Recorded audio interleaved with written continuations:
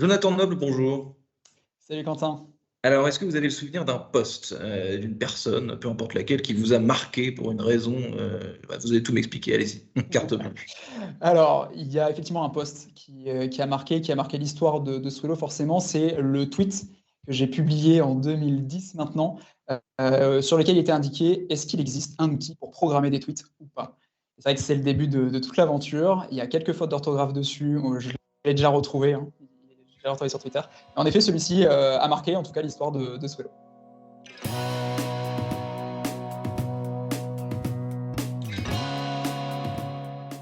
Bonjour à tous et bienvenue au Talk Décideur du Figaro en visio avec aujourd'hui sur mon écran et sur le vôtre derrière une haie, je crois cachée derrière un buisson, Jonathan Noble, entrepreneur qui a fondé Swello alors qu'il était encore qu'un adolescent. Swello, c'est un tableau de bord qui permet de jongler avec ses différents réseaux sociaux, avec un panel d'outils essentiels pour les faire vivre. Est-ce que j'ai bien résumé C'est jusqu'ici? super bien résumé. Ok, les prémices de Swello, vous m'avez parlé de ce tweet, mais c'est quoi au tout début dans votre tête? C'est du bricolage, j'imagine. C'est totalement. Complètement. Ouais. Complètement. Donc, pour resituer, j'avais un blog un peu high-tech qui parlait du dernier iPhone. Et je ne sais pas pourquoi, j'avais détecté qu'en journée, mes tweets avaient beaucoup plus d'impact qu'en soirée. Et du coup, j'ai tapé sur Google: est-ce qu'il existe un outil pour programmer des tweets? Ça n'existait pas. J'ai donc publié ce fameux tweet avec quelques fautes d'orthographe. Et j'ai eu une seule réponse d'un développeur canadien qui m'a dit: je ne connais pas d'outil, mais je peux te développer une petite solution et après, tu en fais ce que tu veux. Alors, très très chouette, sauf que moi je ne suis pas développeur, moi je suis plutôt web designer intégrateur, donc plutôt toute la partie visuelle. Donc j'ai refait un appel sur Twitter: est-ce qu'un développeur veut venir avec moi sur un projet, etc. etc. Et là, il y a une personne qui m'a dit: mais carrément, je débute, hein, et lui il avait 14 ans, moi j'avais 15 ans, et mais il me dit: je suis partant pour travailler sur ce projet qui s'appelle Lancelot. Et donc pendant 2 ans, on a travaillé ensemble sur le projet. On l'a mis en ligne assez tôt, puisqu'on s'est mis d'accord un été, et le 17 octobre 2010, on l'a mis en ligne. Et dès la première semaine, il y a le journal de l'équipe qui a commencé à utiliser l'outil. Et c'est là où on s'est dit: il y a peut-être un truc à faire. Et donc, le premier service de Swello, c'est la programmation de tweets, du coup, donc au tout début. Exactement, programmation tweet, juste du texte. Il n'y a même pas d'image. On mettait une date, une heure, et nous, on se chargeait de publier le tweet à la place de la personne. Alors, depuis, le panel s'est un peu étoffé aux antipodes. Là, on parle de du premier service que vous avez proposé, la programmation. Le dernier service là, que vous proposez, la dernière prouesse de la plateforme Swello, c'est quoi? Qu'est-ce qui peuvent faire vos clients? Alors, comme vous l'avez dit, aujourd'hui, Swello, c'est de la veille, de la programmation et de l'analyse sur Twitter, Facebook, LinkedIn et Instagram. C'est bien étoffé autant au niveau des réseaux sociaux qu'au niveau des fonctionnalités. Et pour répondre à votre question, alors là, la toute dernière, c'est la fonctionnalité qu'on a mise en ligne il y a quelques jours, c'est la possibilité de programmer des Reels, des courtes vidéos qu'on publie après sur Instagram. Et la prochaine grande fonctionnalité, c'est la modération de contenu. Commentaires, il y a quoi? Commentaires, mentions. Et donc, du coup, ça va faire un outil en 4 temps avec veille, programmation, modération et analyse. Et donc tout ça, donc vos clients, vous allez me dire qui ils sont exactement, mais c'est un service unique, c'est-à-dire on paye la plateforme avec l'ensemble des services, ou alors est-ce que, ok, je m'abonne à Swello, mais je coche que quelques cases en fonction de mes besoins. C'est un peu des deux, en fait, c'est en fonction des besoins, parce que nous, on est une plateforme, ce qu'on appelle SaaS, Software as a Service. Donc, on a prédéfini des plans, et dans ces plans, le premier, il n'y a que la programmation, dans le deuxième, il y a la programmation et l'analyse, dans le troisième, il y a la veille, programmation, analyse. Et donc, nos prospects, nos clients, nos utilisateurs, ils peuvent choisir un de ces abonnements, un de ces plans. Après, c'est sans engagement s'ils s'abonnent en mensuel. Sinon, ça va être avec un engagement de 12 mois, mais on leur offre 2 mois s'ils veulent rester vraiment sur une période plus longue. Alors, je crois que Swello est utilisé par l'ensemble des ministères, enfin l'ensemble du gouvernement, finalement. Donc, ça se fait partie de vos clients, vos autres clients. Ça va de quelle structure à quelle structure, en gros? Alors, nous, déjà, si on prend un peu de hauteur, tous les communicants peuvent être intéressés par Swello, puisqu'en fait, ça va les aider au quotidien pour gérer au mieux leurs réseaux sociaux. Si on devait faire un peu des compartiments, des grandes thématiques qui sont représentées, on va avoir beaucoup, bien sûr, d'entités publiques. Vous l'avez cité, le gouvernement français, les ambassades, les académies et bien d'autres. Dans les entités publiques, on a aussi des villes, la ville de Paris, la ville de Lille et bien d'autres. Ensuite, on va avoir aussi beaucoup d'écoles, le groupe Ionis avec Epita, Epitech, ISEG, Sciences Po, la Sorbonne. Voilà, on a quand même pas mal d'écoles, beaucoup d'IUT aussi. Et on a aussi pas mal de médias, que ce soit Sony, que ce soit Énergie, France Télévisions.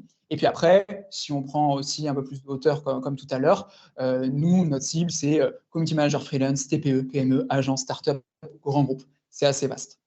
Vous écriviez tout à l'heure le premier dev là, qui avait accepté de bosser avec vous. Aujourd'hui, vous avez combien de personnes qui bossent tous les jours sur Swelo pour développer cette plateforme sans cesse et la garder le plus au top possible pour vos clients? Alors, tout a bien grandi, forcément, en quelques années. Pour vous raconter rapidement l'histoire, donc Lancelot part au bout de 2 ans. Moi, je garde le projet pendant 5 ans au total et je fais une alternance, en fait, mon DUT par alternance. Chez tuto.com, c'était un DUT MMI, métier du multimédia et de l'Internet. Et en fait, tout au long de ces années, moi, je croise le meilleur ami de mon grand frère, qui s'appelle Thibaut, qui est développeur. Et je ne sais pas pourquoi, le jour où je dis à mes parents, écoutez, je pense que après mon DUT, je m'arrête et je lance Swelo, je reçois un mail de Thibaut qui me dit je reviens de Berlin parce qu'il était en stage à Berlin. Si tu veux, je peux t'aider pendant 1 ou 2 semaines. Et la vie fait que ça fait 6 ans, 6 ans et demi depuis 2015, quoi. Ça va faire bientôt 7 ans qu'on est associés et qu'on travaille ensemble. Et donc, on a commencé à 2, on a monté la société en 2016, puis à 3, avec notre premier stagiaire qui est devenu notre premier employé. On a fait une levée de fonds en 2017 de 465 000 euros à Toulon, puisqu'on est basé dans le sud de la France.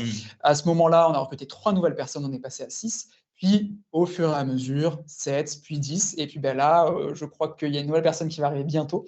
On va être 15 très bientôt. Alors, vous avez parlé de Toulon, effectivement, vous êtes Toulonnais, vous organisez un événement en cette rentrée qui s'appelle les Swelo Days, dédié aux réseaux sociaux. Ça représente quoi pour vous, cet événement? C'est quoi? C'est une grande session de networking? Qu'est-ce que c'est au juste?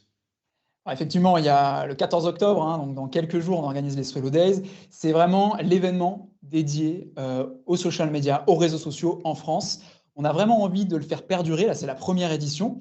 Donc, ça se passe le 14 octobre à l'Opéra de Toulon et on va avoir dans le panel de speakers Meta, TikTok, Combini, Universal Pictures Monde, donc le speaker qui vient de Los Angeles pour nous parler un peu tout le côté marketing, puisque c'est le président côté marketing qui vient donc de Los Angeles. On va avoir aussi des créateurs de contenu avec Alexandre Calvez, Laura des Paris de Laura, Myriad aussi pour la santé mentale.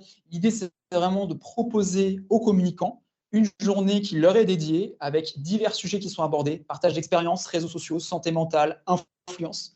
Et surtout, comme toujours, comme quand on partage le contenu chez Swelo, apporter de la valeur et faire perdurer dans le temps pour que l'année prochaine, à la même période, il y ait à nouveau justement l'événement qui revienne. C'est vraiment notre souhait, en tout cas. Comment est-ce qu'on fait, Jonathan Nob, pour rester à la page des habitudes d'utilisation, des besoins des clients et aussi des nouvelles technologies qui peuvent arriver de partout? Comment est-ce que vous faites une veille? Comment est-ce que vous agrégez, finalement, vous vous nourrissez de toutes ces habitudes, ces utilisations, de ces techniques pour être sûr que votre plateforme, finalement, à un moment donné, ne soit pas bousculée par une plateforme concurrente et que il vous manque une page, vous soyez un cran derrière, quoi. Comment est-ce qu'on reste bien sur la route et qu'on ne vire pas de bord? Alors, c'est une très bonne question. Il y a plein de choses. Je pense que la première réponse à ça, c'est nos clients, nos utilisateurs. Justement, pour toujours innover, on leur pose des questions sans cesse. Quelles seraient les fonctionnalités que vous aimeriez voir sur Swelo? Donc, nous, ça nous permet vraiment de nous dire, OK, s'il y a plus de temps utilisateurs qui souhaitent ça, allez, on va le développer. Ça, déjà, c'est la première chose. Deuxième chose, vous l'avez dit, les réseaux sociaux évoluent tous les jours, hein, vraiment tous les jours. Nous, on a à la fois des contacts chez les réseaux sociaux avec qui on parle très fréquemment.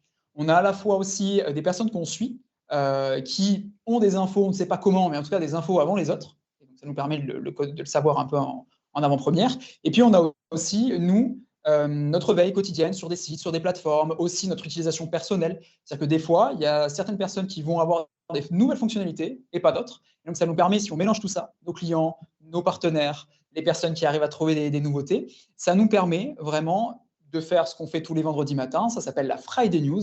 C'est les dernières actus social media de la semaine qu'on propose justement à nos utilisateurs depuis plus de 200 semaines. Et outre ça, si je parle plus de la plateforme en termes de développement de plateforme, on a donc l'écoute de nos clients, nos utilisateurs, mais on a aussi, nous, comment dire, des souhaits, des pensées. Quoi. On se dit, OK, peut-être qu'il faut qu'on aille vers cette direction. Des fois, ça marche, des fois, ça marche moins.